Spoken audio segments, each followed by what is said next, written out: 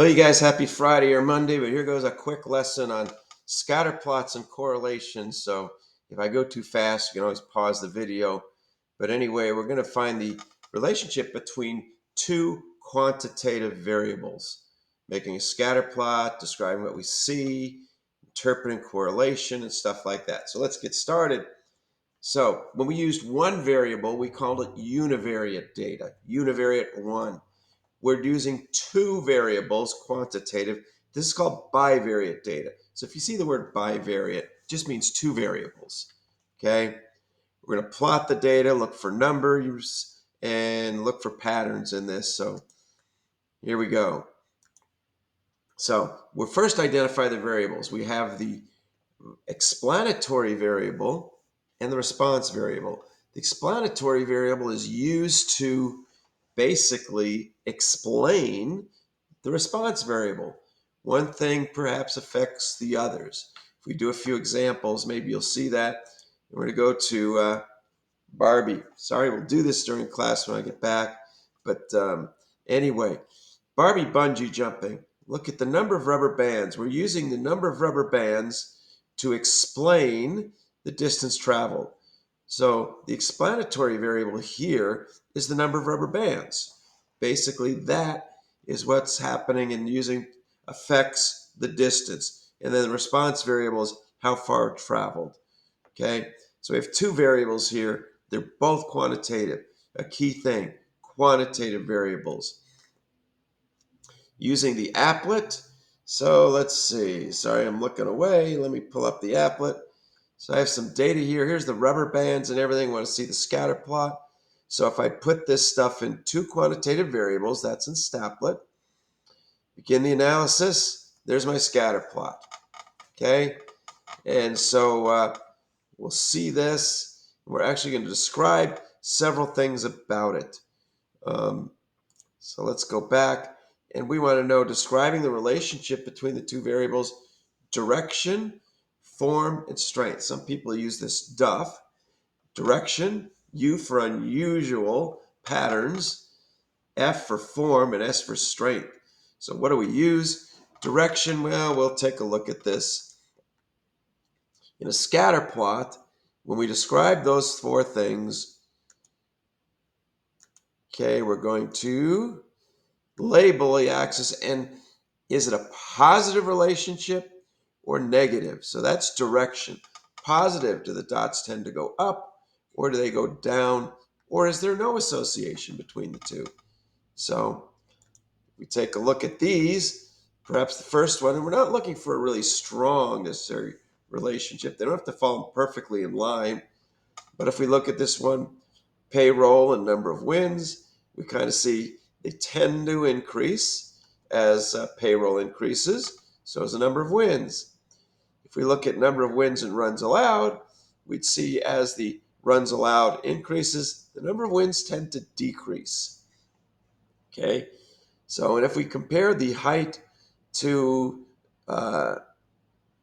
number of sleep, moment of sleep, hours, there doesn't seem to be any relationship. So positive, negative, no relationship. That's direction.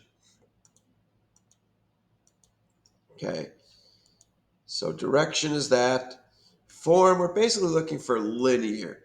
We're focusing on linear relationships. It could be curved, but we're not going to get into other relationships than noticing. So mostly we'll say linear or not linear. Strength, strong, moderate, or weak. We'll kind of take a look at. They don't have to be super perfect to be strong. Unusual features like patterns or clusters or numbers outside. Okay, and always include context. So I'm describing this relationship between percent of students taking the SAT and the mean math score.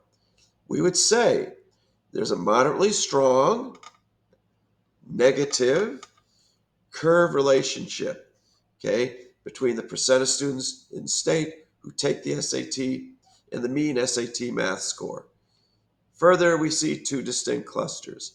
So we explain direction, form, strength, context, and unusual features when we describe the relationship. In a single sentence, that's all you need. There you go. Okay. Correlation is a number that measures how strong the relationship is. Okay. So we'll use R. Correlation measures the direction and strength. Positive correlations would be a positive relationship. Negative would be a negative relationship. Okay. And it only measures how close it is to a linear relationship. So it's a number between -1 and 1. -1 would be a perfect negative straight line. +1 would be a perfect positively sloped line. And 0 would be basically hardly see any relationship, linear relationship. Okay? Closer to 0 is basically greater than 0 is positive, less than 0 is negative. Okay? Extreme or -1 and 1. And strong as it's close to 1 or -1. Weak if it's close to 0. Here's correlations and examples. So we kind of see this. It doesn't seem very strong, but that's 0.7 and it's negative. So we're not looking for perfect. So here's what each one of those look like. Correlation doesn't imply causation. Just because there's a relationship doesn't mean one causes the other. Okay, it doesn't measure the form. If there's a relationship, it doesn't prove that it's linear. Okay, we use it to only in linear situations, but that alone is not proof that we have a linear relationship. And it's not resistant measure of strength. We can have some points that can definitely have effect, like outliers would affect mean. Same thing with correlation. Okay, how to calculate it? The good news is you don't have to use this formula. This is the formula for calculating correlation. Instead, we're going to use the calculator. Okay, both quantities must be positive, must be quantitative. We don't care about explanatory and response yet. We can mix them up, it won't matter. Okay, R doesn't change if you change units of measure. If I measure stuff in centimeters and change to inches, still the relationship is the same. It doesn't change R. And it doesn't have a unit of measure. You don't say a correlation of 0.9 inches. No, it just doesn't have a unit of measure at all. Just say 0.9. Here's some data. We're going to find the correlation. Ooh, how do we do that? Let's get the calculator out. There it is. And so I'm going to go to Stat, Edit, and I'm going to put that data in. Okay, there it is, the data. I did it very quickly. Okay, so you should take your time doing it. If I want to see correlation, I'm going to go Stat, Calc, and I go down here to number 8, Lin Reg A plus BX. Enter.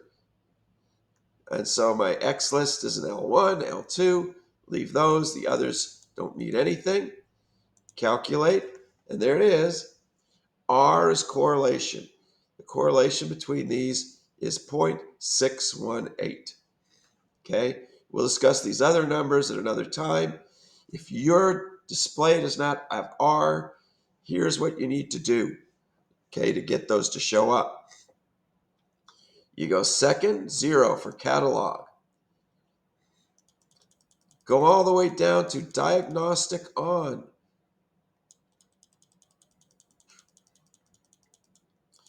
It's here somewhere. Diagnostic on. Press enter and enter. And now if you did this again, you'd have all 5 lines. So you could try it. So if you don't get 5 lines yet, after you do that, you'll have all 5 lines. Oops, I didn't mean to do 2 var stats. Stat, calc, lin reg A plus BX, 8. We never do 2 var stats. There it is. Okay, that's how we do correlation. You don't have to memorize the formula. So we'll show you when I get back how to do scatter plots.